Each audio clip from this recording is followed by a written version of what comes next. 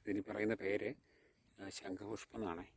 ഈ ഒരു ചെടി ഇത് വെള്ള കളറിലും നീല കളറിലുമാണുള്ളത്. നീല കളറാണ് കൂടുതൽ ആരോഗ്യത്തിന്. എല്ലാവർക്കും നമസ്തേ. യൂട്യൂബ് ചാനലിലേക്ക് സ്വാഗതം. നേച്ചർ വൈബ് കേരള എന്നാണ് എൻ്റെ യൂട്യൂബിൻ്റെ പേര്. ഞാൻ ഇന്ന് കാണിക്കാൻ പോകുന്ന സസ്യം ശംഖുപുഷ്പം എന്ന സസ്യമാണ്.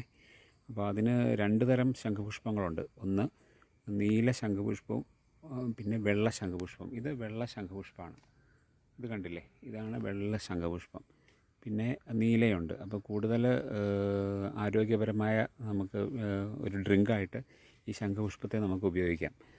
നീല ശംഖുപുഷ്പം വെള്ളത്തിലിട്ട് ഒന്ന് ലയിപ്പിച്ച് കഴിഞ്ഞാൽ അതിൻ്റെ കളർ മാറി നീല കളറാവും. അത് അരിച്ചെടുത്ത് നമുക്ക് എല്ലാ ദിവസവും കുടിച്ചാൽ ഇമ്മ്യൂണിറ്റി പവർ ഉണ്ടാകുമെന്നാണ് പറയുന്നത്. ആരോഗ്യത്തിന് ഏറ്റവും നല്ലതാണ് ഈ ശംഖുപുഷ്പത്തിൻ്റെ ചെടി. എല്ലാ വീട്ടിലും ഓരോ ശംഖുപുഷ്പം ഉള്ളത് ഏറ്റവും നന്നായിരിക്കും. നമ്മുടെ ആരോഗ്യം പരിപാലിക്കാൻ ഏറ്റവും നന്നായിരിക്കും. ഓക്കെ, എല്ലാവരും ഹാപ്പി ആയിട്ടിരിക്കുന്നു എന്ന് വിശ്വസിക്കുന്നു. Thank you.